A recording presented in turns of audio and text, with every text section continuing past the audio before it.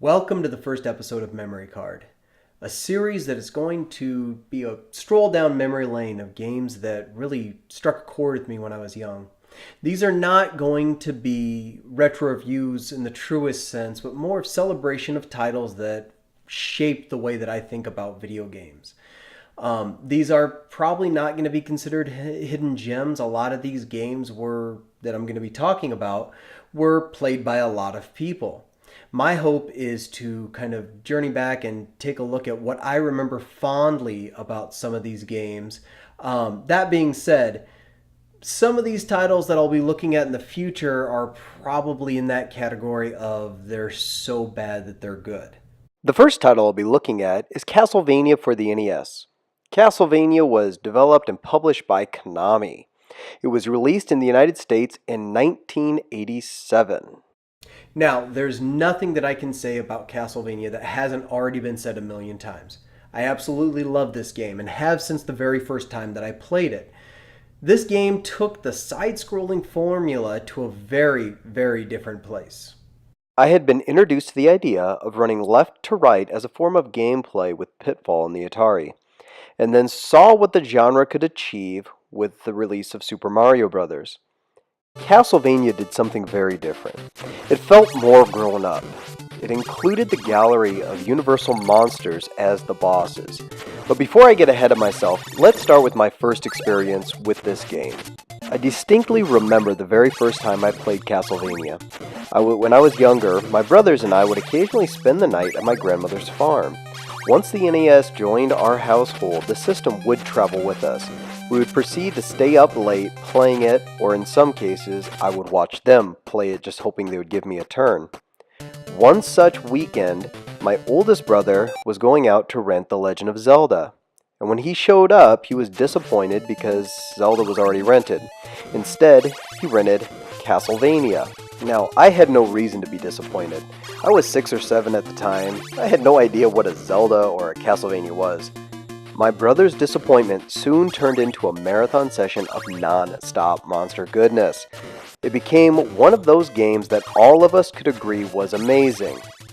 Even the story inside the manual was great. Good evening. Man, you gotta love all those extra E's.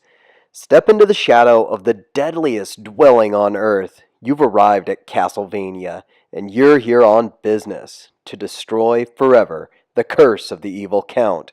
Unfortunately, everybody's home this evening. Bats, ghosts, and every creature you can imagine. You'll find them all over the place if they don't find you first. By the way, was I the only kid who really enjoyed reading those stories inside the manuals? More on that when we get to Ninja Gaiden. The opening cutscene to Castlevania is both simple and genius. Simon Belmont walks up to the gate, lets himself in, and away we go. The developers also included a tutorial stage of sorts, and that's even before tutorial stages were a thing.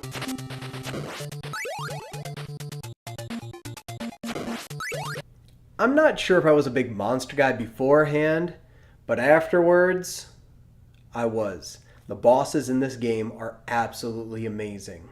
Medusa, the mummies, Frankenstein and Igor, the Grim Reaper, and of course, Count Dracula. This game is responsible for Dracula becoming my all-time favorite monster. I was even excited for the Francis Ford Coppola Dracula film when it came out and still think of it fondly just because of this game. Castlevania is one of those games that really feels like you're accomplishing something with each stage you pass. Getting through the first 3 stages is easy, relatively. That is, of course, once you figure out how to beat each of the bosses. Let's take the mummies for example. Yeah, they're easy with the boomerang, but I think it's a safe guess that everybody who's played this game has accidentally gotten this dagger right underneath the candle when entering this boss fight, which makes it far more difficult. Speaking of difficulty, the challenge cranks up to 11 once level 4 starts. The following levels are punishing.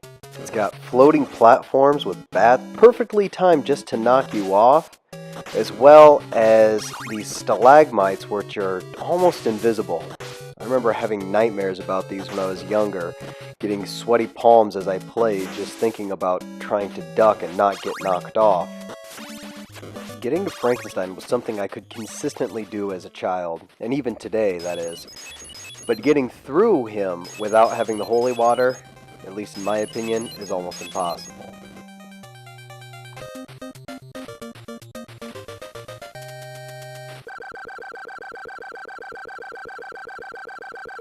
As a kid, I loved the Grim Reaper level. I spent so many hours playing this level over and over and over just trying to get to the Grim Reaper, let alone even beating him.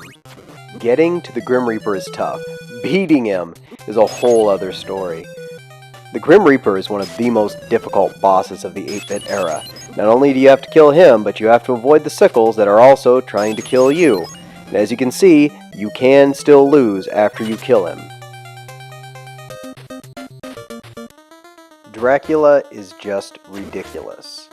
You have to be able to defeat him in 2 separate forms, and to be honest, I did not have the patience to practice enough when I produced this video in order to do it, so I died several times over the course of several hours before I finally gave up. Finishing Castlevania is something that I've only done a couple of times. I started playing the game back in 1987. I didn't beat it until 2003. So, yeah, 16 years to overcome the evil Count Dracula. Definitely a life well lived. I can't leave without a quick listen to the music. Castlevania has one of the most iconic soundtracks on the NES. Every level has a classic mood-setting theme.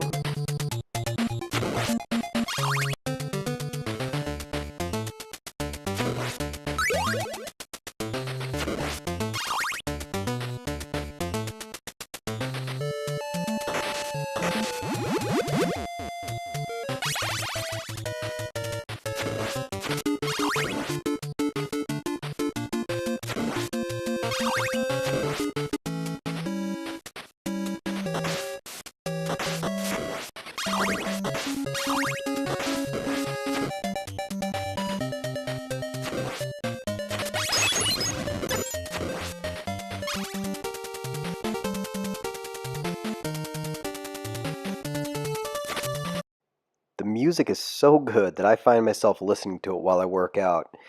There's a metal group by the name of Vomitron that released covers of NES soundtracks back in 2011 in their album No NES for the Wicked. Their cover of Castlevania is fantastic.